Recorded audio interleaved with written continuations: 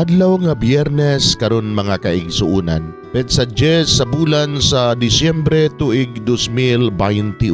Ang pagbasa kinutlo gikan sa Ebanghelyo sumala ni San Mateo, Kapitulo 11, versikulo 16 ngadto sa 19.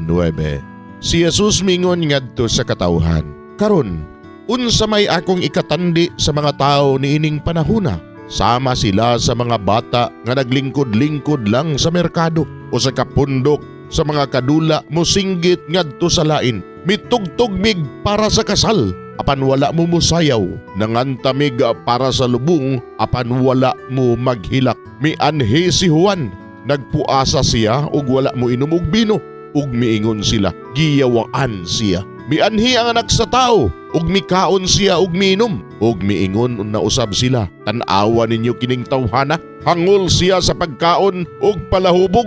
Unya, higala pagyod sa kobrador sa buhis ug sa mga makasasala, apan ang kaalam sa Dios milutaw nga husto diha sa mga resulta niini." Mga igsuon, ang Ebanghelyo sa Ginoo. Daygon ikaw, o Kristo.